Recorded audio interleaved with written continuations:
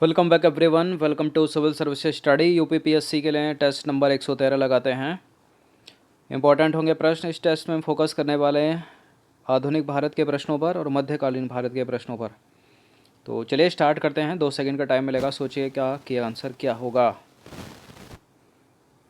तो question number 1 है, निम्नलिखित कथनों पर विचार करना है। 2 स्टेटमेंट है यहाँ पर, बताना है कि इनमें से कौन सा करेक्ट है। पढ़िए इनको। पहला स्टेटमेंट है, चंपारण सत्याग्रह का आयोजन स्थानीय जमींदारों द्वारा बढ़ी हुई दरों पर लगान की वसूली के विरुद्ध था। चंपारण सत्याग्रह के परिणाम स्वरूप पारित चंपारण कृषि अधिनियम 1917 ने किसानों की मांग को पूरा कर दिया। बताइए कौन सा करेक्ट है इसमें। देखिए, चंपारण सत्याग्रह स्थानीय जमींदारों के खिलाफ थोड़ी था, जो नील बागान मालिक थे उनके विरुद्ध था ना। तो गलत है पहला वाला स्टेटमेंट। और इसके लिए लाया गया चंपारण अधिनियम, चंपारण कृषि अधिनियम 1917। इससे ना तो नील बागान मालिक संतुष्ट थे और ना ही किसान संतुष्ट थे। गलत है दोनों के दोनों स्टेटमेंट। इसका आंसर हो जाएगा ऑप्शन नंबर डी में से कोई नहीं। तो देखिए, चंपारण में अधिकांश गांवों का पट्टा प्रभावशाली भूस्वामियों के पास था, जिनमें से अधिकतर जो है नील की खेती करने वाले यूरोपीय थे। यह लोग अस्थायी भूस्वामी थे, परंतु ये न केवल किसानों से भू किराया वसूला करते थे, बल्कि उनके ऊपर दीवानी और दांडिक न्यायाधिकार भी रखते थे। राजकुमार शुक्ल के आग्रह पर गांधी जी ने चंपारण पहुंचकर नील बागान मालिकों के विरुद्ध सत्याग्रह शुरू कर दिया। चंपारण सत्याग्रह अधिनियम 1917 लाया गया, परंतु इससे ना तो किसान संतुष्ट हुए और ना ही नील के बागान मालिक। क्वेश्चन नंबर 2 पर आ जाइए।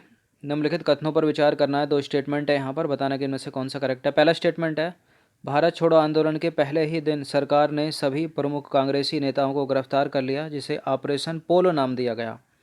गांधी जी के भारत छोड़ो प्रस्ताव को कांग्रेस कार्य समिति ने 8 अगस्त 1942 को स्वीकार कर लिया था। देखिए, दूसरा वाला तो करेक्ट है, पहला वाला इनकरेक्ट है, क्योंकि भारत छोड़ो आंदोलन के पहले ही दिन सरकार ने सभी प्रमुख कांग्रेसी नेताओं को गिरफ्तार कर लिया और इस ऑपरेशन को नाम दिया गया ऑपरेशन जीरो आवर। पहले चर्चा की होगी इस पर पक्का। ऑपरेशन जीरो आवर दिया गया। ऑपरेशन पोलो नाम नहीं दिया गया। पोलो से तो हैदराबाद से रिलेटेड है ना पोलो। दूसरा वाला करेक्ट हो जाएगा और पहला वाला हो जाएगा इनकरेक्ट। ऑपरेशन पोलो नहीं था, ऑपरेशन जीरो आवर है। तो देखिए, ऑपरेशन पोलो जो है भारत सरकार द्वारा हैदराबाद के अधिग्रहण के लिए चलाया गया था। ऑपरेशन जीरो आवर है वो। तो भारत छोड़ो आंदोलन के पहले दिन सरकार ने सभी प्रमुख कांग्रेसी नेताओं को गिरफ्तार कर लिया था, जिसे ऑपरेशन जीरो आवर नाम दिया गया।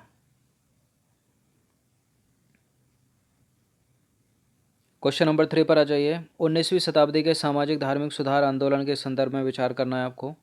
पहला स्टेटमेंट है, इस समय के सभी आंदोलन का ज़्यादा जोर सामाजिक सुधारों की तरफ होते हुए भी किसी भी आंदोलन का चरित्र पूरी तरह सामाजिक नहीं था।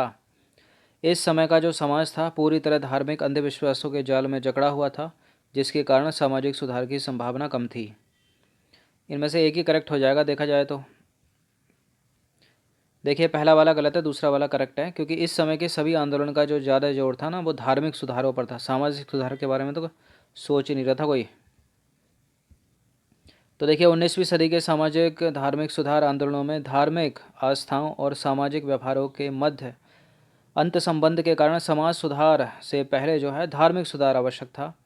अतः इस समय के आंदोलन का ज़्यादा जोर जो है वो धार्मिक सुधारों की तरफ था। फिर भी इनका चरित्र पूरी तरह से धार्मिक नहीं था, बल्कि इनकी पृष्ठभूमि में सामाजिक सुधार की भावना विद्यमान थी। क्वेश्चन नंबर 4 पर आ जाइए। सूरत में हुए कांग्रेस विभाजन के संदर्भ में निम्नलिखित कथनों पर विचार करना है और उससे रिलेटेड 2 स्टेटमेंट है यहाँ पर। पहला स्टेटमेंट है, तिलक ने रास बिहारी घोष को कांग्रेस अध्यक्ष के रूप में स्वीकार कर लिया था, परंतु वह फिरोज शाह मेहता को लेकर किसी भी समझौते के विरोध में थे। कांग्रेस के विभाजन के पश्चात सरकार ने तिलक को मांडले जेल भेज दिया तथा अरविंद घोष को पौंडीचेरी विस्थापित कर दिया। तो करेक्ट है दोनों के दोनों स्टेटमेंट, ये सी है इसका उत्तर। तो देखिए, तिलक सूरत अधिवेशन के परिणामों से आश्चर्यचकित थे तथा उन्होंने दोनों गुटों के बीच की खाई को पाटने के लिए पत्र लिखकर रास बिहारी घोष को अध्यक्ष के रूप में स्वीकार कर लिया।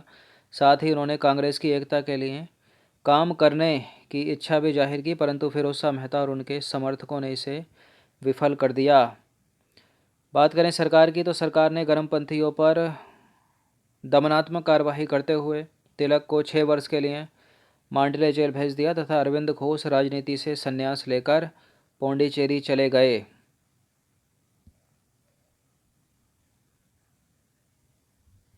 चलिए अगला प्रश्न देखते हैं। क्वेश्चन नंबर 5 है, मध्यकालीन भारत में गनीम मध्यकालीन भारत में गनीम से क्या आशय है? क्या है गनीम? एक प्रकार का तोरण है, विद्वानों को दी जाने वाली आर्थिक सहायता है, शाही पत्र व्यवहार विभाग का अधिकारी है, या फिर सैनिकों द्वारा लूट के माल को कहा गया है गनीम। क्या कहा गया है? गनीम। तो देखिए, सल्तनत काल में सैनिकों द्वारा लूट के माल को क्या कहा गया है? गनीम कहा गया है। क्वेश्चन नंबर 6 पर आ जाइए। खजाइनुल फुतूह नामक पुस्तक में निम्नलिखित में से किस शासक का वर्णन है? देखिए, खजाइनुल फुतूह यह है किसकी? अमीर खुसरो की है, और इसमें जिस शासक का वर्णन है उसका नाम है अलाउद्दीन खिलजी। क्या नाम है उसका? अलाउद्दीन खिलजी। तो खजाइनुल फुतूह अमीर खुसरो की रचना है, और इसमें अलाउद्दीन खिलजी को विश्व का सुल्तान, पृथ्वी के शासकों का सुल्तान, युग का विजेता, जनता का चरवाहा जैसी पदवियों से विभूषित किया गया है। तो एक प्रश्न पूछा थंबनेल पर, उसका उत्तर आपको मिल गया होगा, अलाउद्दीन खिलजी। क्वेश्चन नंबर 7 पर आ जाइए। उपनिषदों के संदर्भ में निम्नलिखित कथनों पर विचार करना। पहला स्टेटमेंट है, इसमें कर्म, ब्रह्मा तथा आत्मा के सिद्धांतों की व्याख्या की गई है। कर्म, ब्रह्मा तथा आत्मा के सिद्धांत शंकराचार्य एवं रामानुज के दार्शनिक सिद्धांतों का मूल स्रोत उपनिषद ही हैं। बिल्कुल करेक्ट है, दोनों के दोनों स्टेटमेंट, सी है इसका उत्तर। क्वेश्चन नंबर 8 पर आ जाइए। निम्नलिखित में से कौन सी विशेषता कौटिल्य के अर्थशास्त्र की है? राज्य के सप्तांगों की चर्चा, दीवानी फौजदारी तथा व्यक्तिगत कानूनों का उल्लेख, और युद्ध में विजय के उपाय। कौटिल्य के 2 नाम और हैं, एक है चाणक्य और दूसरा है विष्णुगुप्त। इन्होंने रचना की है अर्थशास्त्र की, और ये तीनों के तीनों करेक्ट हैं। तीनों की तीनों विशेषताएं अर्थशास्त्र में मौजूद हैं। तो उपरोक्त सभी की चर्चा कौटिल्य के अर्थशास्त्र में की गई है। क्वेश्चन नंबर 9 पर आ जाइए। निम्नलिखित कथनों पर विचार करना। पहला स्टेटमेंट है, खुदीराम बोस बंगाल के क्रांतिकारियों के युगांतर दल के सक्रिय सदस्य थे। प्रफुल्ल चंद्र चाकी और खुदीराम बोस ने 30 अप्रैल 1908 को मुजफ्फरपुर के जज किंग्सफोर्ड की हत्या का प्रयास किया था। किंग्सफोर्ड की हत्या का प्रयास प्रफुल्ल चंद्र चाकी, खुदीराम बोस ने किया था, भगत सिंह राजगुरु ने? देखिए, इन्होंने ही किया था, दोनों ने। करेक्ट है, दोनों के दोनों स्टेटमेंट, सी है इसका उत्तर।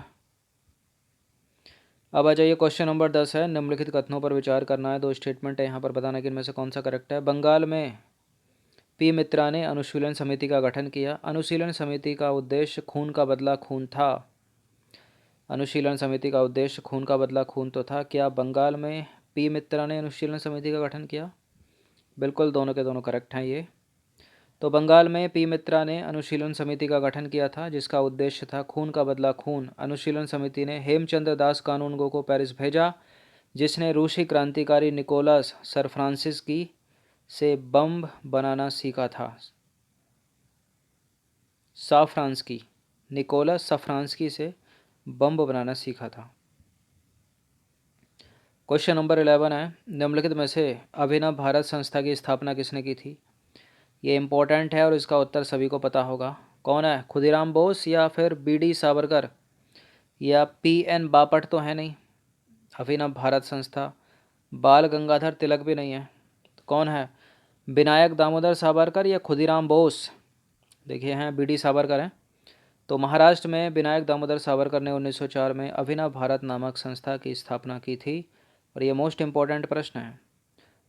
क्वेश्चन नंबर 12 है, निम्नलिखित कथनों पर विचार करना। पहला स्टेटमेंट है, महाराष्ट्र में क्रांतिकारी आंदोलन उभारने का श्रेय बाल गंगाधर तिलक के पत्र केसरी को जाता है।